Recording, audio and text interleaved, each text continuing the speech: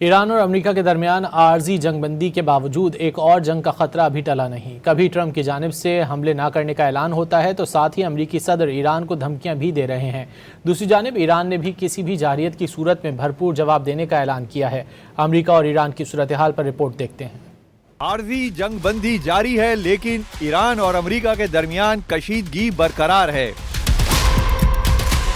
امریکی صدر ٹرمپ نے ایران سے جلد ڈیل ہونے اور جنگ کے خاتمے کا امکان ظاہر کر دیا۔ وائٹ ہاؤس میں تقریب سے خطاب میں ٹرمپ نے کہا کہ ایران سے مذاکرات میں پیش رفت ہوئی ہے، تہران تھک چکا ہے اور شدت سے ڈیل کرنا چاہتا ہے۔ صدر ٹرمپ نے ایران کو مزید 2 سے 3 روز کی محدود مہلت دیتے ہوئے خبردار کیا کہ اگر معاہدہ نہ کیا تو جمعہ، ہفتہ، اتوار یا اگلے ہفتے کے آغاز میں حملے دوبارہ شروع ہو سکتے ہیں۔ ٹرمپ کے مطابق ایران جوہری ہتھیار بنانے کے بارے میں سوچ رہا ہے لیکن ہم اسے ایسا نہیں کرنے دیں گے۔ ہم یہ جنگ بہت اچھے انداز میں مکمل کریں گے۔ We're going to end that war very quickly. They want to make a deal so badly. They're tired of this.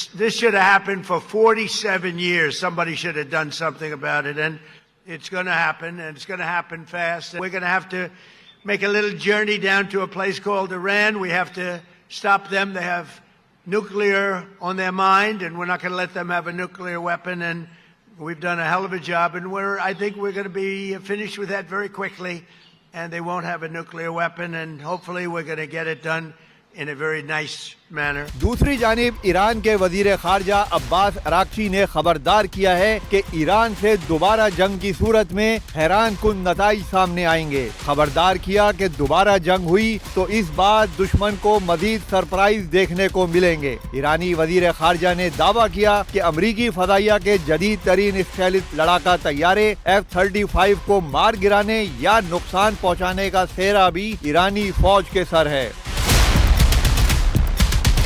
دوسری طرف ایرانی فوج کے ترجمان بریگیڈیئر جنرل اکرامینیا نے بھی وارننگ دے دی کہ اگر دشمن نے دوبارہ حملوں کی حماقت کی تو نئے محاذ کھول دیں گے۔ جدید وسائل استعمال کرتے ہوئے دشمن کو بھرپور جواب دیا جائے گا۔